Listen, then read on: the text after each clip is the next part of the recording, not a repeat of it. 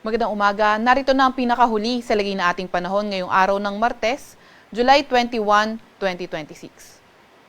Narito ang ating latest satellite image kung saan yung minomonitor nga nating cloud clusters noong mga nakaraang araw ay kagabi ng alas 8 ay naging isa na ngang low pressure area.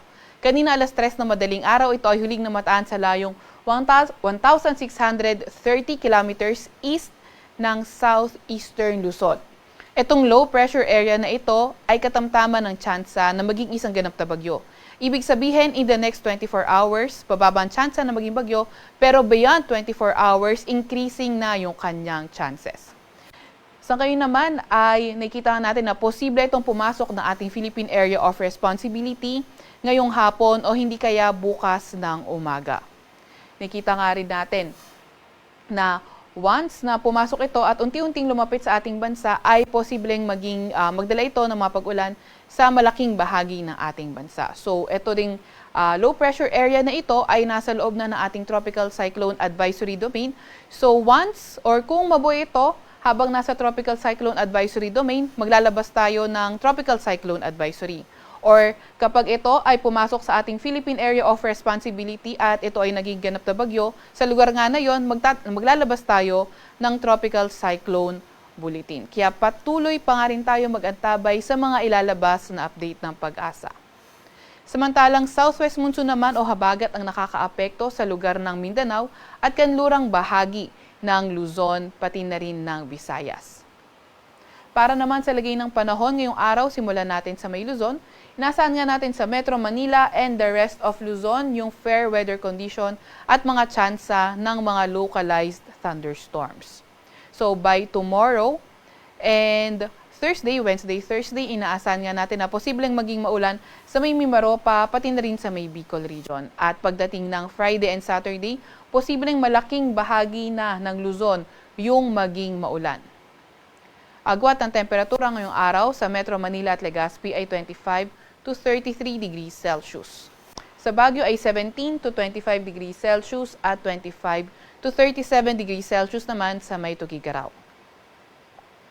Agwat naman ng temperatura sa Puerto Princesa at Calayan Islands ay 26 to 32 degrees Celsius. Para naman sa lagay ng panahon sa Visayas at Mindanao, inaasahan nga natin na sa Western Visayas, Negros Island Region, Zamboanga Peninsula, pati na rin sa may Bar, magiging maulan dulot ng southwest monsoon o habagat. Sa nalalabing bahagi ng Visayas at Mindanao, asahan nga natin yung fair weather at may mga tsansa pa rin ng mga localized thunderstorms. Yung mga kasamahan natin sa Regional Services Division patuloy na maglalabas ng mga thunderstorm advisory, rainfall advisory o hindi kaya heavy rainfall warning kung kinakailangan. Inaasahan nga natin na by tomorrow, Wednesday until Thursday, posibleng maging maulan sa may Visayas at Mindanao. Pagdating ng Friday, inaasahan nga natin na posibleng maging maulan sa may Visayas at kanlurang bahagi ng Mindanao at pagdating ng Sabado sa may kanlurang bahagi ng Visayas. Since that is a 5-day weather outlook, may tsansa na ito ay magbago, kaya muli mag-antabay sa mga ilalabas na update ng Pag-asa. Agwat ang temperatura ngayong araw sa Iloilo, Cebu at Cagayan de Oro ay 25 to 32 degrees Celsius, 25 to 33 degrees Celsius sa may Tacloban at 24 to 32 degrees Celsius naman sa may Zamboanga. Ngayong araw, wala naman tayong gale warning sa kahit anong dagat baybay ng ating bansa. Sa Kalakhang, Maynilang, inaasahan ng araw ay sisikat ng 5:37 ng umaga at lulubog ng 6:29 ng gabi. Huwag magpapahuli sa update ng Pag-asa. I-follow at i-like ang aming X at Facebook account, DOST-Pag-asa. Mag-subscribe sa aming YouTube channel, DOST-Pag-asa Weather Report. At para sa mas detalyadong mga impormasyon, bisitahin ang aming mga website, pag-asa.dost.gov.ph at panahon.gov.ph. Atin nga muna ang pinakahuli sa lagay na ating panahon mula sa Weather Forecasting Center ng Pag-asa, Veronica C. Torres, nag-uulat.